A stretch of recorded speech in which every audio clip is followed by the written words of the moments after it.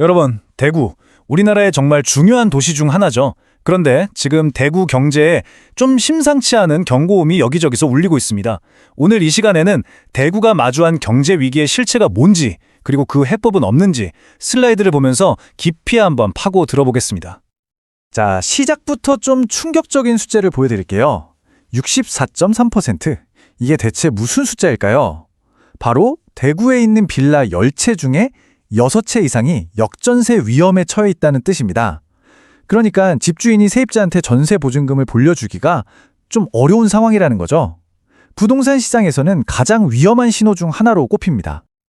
자, 그런데 이 주택시장의 위기, 물론 심각하죠.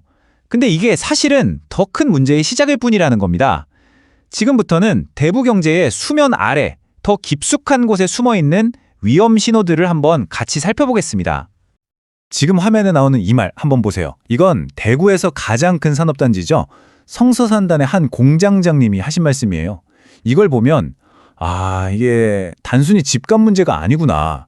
지역 경제의 심장이라고 할 수 있는 산업 현장까지 얼마나 힘든 상황인지 정말 절실하게 느껴지지 않으세요?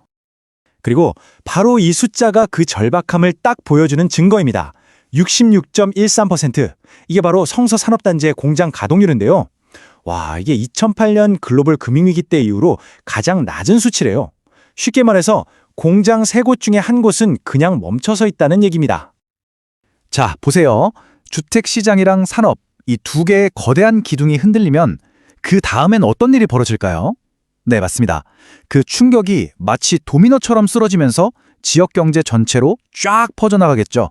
그 과정을 한번 따라가 보시죠. 이 그래프를 보시면 그 현실이 한눈에 들어옵니다. 우리 동네 가게들, 그러니까 소상공인 사업체 수를 나타내는 건데요. 2020년엔 20만 3천 개였는데 2021년엔 19만 9천 개가 됐어요. 딱 1년 만에 무려 4천 개가 사라진 겁니다. 근데 여기서 더 주목할 점은요. 이 4천 개라는 숫자가 그냥 많은 게 아니라 우리나라 6대 광역시 중에서 가장 많이 줄어든 수치라는 거예요. 그러니까 다른 대도시들에 비해서도 대구의 골목 상권이 유독 더 힘든 시간을 보내고 있다는 거죠. 아니, 도대체 왜 이렇게까지 된 걸까요? 소상공인분들 때 물어보면 다들 똑같이 말씀하세요. 경기가 안 좋아서 손님은 쭉 끊겼는데 물가는 엄청 올라서 재료비나 인건비 같은 나갈 돈은 확 늘었다는 거죠. 와, 이건 뭐 버는 건 줄고 쓸 돈은 늘고 정말 이중고에 시달리고 있는 겁니다. 그리고 이 모든 어려움은 결국 다시 부동산 시장으로 돌아옵니다. 보세요. 3,639. 이게 뭐냐면 대구의 한 해 부동산 경매 신청 건수인데 역대 최고치래요. 그만큼 돈 문제로 압박을 견디다 못해 소중한 집이나 가게를 내놓는 분들이 많아졌다는 참 가슴 아픈 증거죠. 자, 여기까지 쭉 증상들을 살펴봤습니다.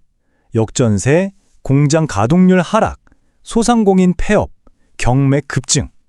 근데 궁금하지 않으세요? 왜 하필 대구에서 이렇게 복합적인 위기 신호가 동시에 터져 나오는 걸까요? 이 숫자들 뒤에는 대체 뭐가 숨어 있는 걸까요? 네, 지금부터는 그 이유를 한번 파헤쳐 보겠습니다. 대구 경제의 구조적인 약점이 뭔지 여러 연구 자료를 바탕으로 좀 더 깊이 들어가 볼게요. 이 도넛 차트 한번 보실까요?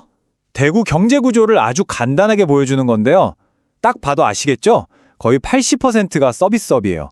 이게 뭘 의미하냐면 경기가 좋고 나쁨에 따라 소비가 확확 바뀌는 내수 시장의 영향을 엄청나게 받는다는 뜻입니다. 반대로 말하면 경제의 뼈대 역할을 해줘야 할 제조업 같은 산업 기반은 상대적으로 좀 약하다는 걸 보여주죠. 일자리 상황은 더 심각합니다. 전국 평균하고 한번 비교해 볼게요. 대구는요, 실업률은 더 높고 고용률은 더 낮아요. 한마디로 일자리 구하기는 어렵고 일하는 사람 자체도 적은 그런 상황인 거죠. 이건 뭐 괜찮은 일자리가 그만큼 부족하다는 아주 명백한 증거 아니겠습니까? 근데 설상가상으로 임금 수준도 낮습니다. 대구 지역의 평균 임금이 전국 평균의 84.6%밖에 안 돼요. 아니, 일자리도 구하기 힘든데 월급까지 적으니까 당연히 지역 경제의 활력이 떨어질 수밖에 없겠죠. 똑똑하고 젊은 인재들은 더 나은 기회를 찾아서 도시를 떠나게 되는 거고요. 악순환이 계속되는 겁니다. 자, 지금까지 좀 암울한 얘기를 많이 했는데요. 그럼 대구는 이대로 주저앉아야 할까요? 아니죠. 이 위기를 기회로 만들 수 있는 방법은 없을까요? 지금부터는 그 전략적인 청사진에 대해 이야기해 보겠습니다. 전문가들이 제시하는 방향은 크게 네 가지입니다. 하나씩 간단히 짚어볼게요. 첫째, 그냥 서비스업이 아니라 돈이 되는, 즉 고부가 가치 지식 서비스 산업을 키우자는 거고요. 둘째, 회사 하나하나 지원해주는 거 말고 관련 산업 전체가 같이 성장하는 산업 생태계를 만들자는 겁니다. 셋째는 지역대학의 좋은 인재랑 기술이 산업 현장에서 바로 쓰일 수 있게 꽉 연결해주고, 마지막으로 사회적 기업 같은 곳에 투자해서 일자리도 만들고 지역 공동체도 살리자는 거죠. 자, 그럼 이게 무슨 뜻이냐? 사실 앞에서 봤던 문제점들에 대한 아주 직접적인 해결책들이에요. 서비스업 비중이 너무 높다고 했죠? 그러니까 헬스케어나 의료관광, 교육처럼 훨씬 더 부가가치가 높은 서비스업으로 체질을 개선하자는 겁니다. 제조업 기반이 약하다고요? 그럼 부품 만드는 회사, 소재 만드는 회사, 완성품 만드는 회사가 서로 돕고 같이 크는 생태계를 만들자는 거죠. 마치 숲속의 나무들이 서로 의지하면서 더 크게 자라는 것처럼요. 그리고 낮은 임금이랑 인재 유출 문제는 대학 인재들이 지역 기업에서 일하게 만들고 사회적 기업을 키워서 안정적인 일자리를 늘리는 걸로 푸는 겁니다. 바로 이게 대구가 가야 할 새로운 길이라는 거죠. 네, 오늘 쭉 살펴본 것처럼 대구 경제. 분명 여러 겹의 위기를 맞고 있습니다. 이건 부인할 수 없는 사실이죠.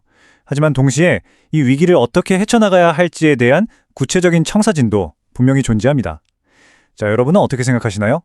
과연 대구는 이 힘든 오늘의 위기를 딛고 일어나서 내일의 새로운 경제 성장을 이뤄내는 그런 그림을 그려낼 수 있을까요?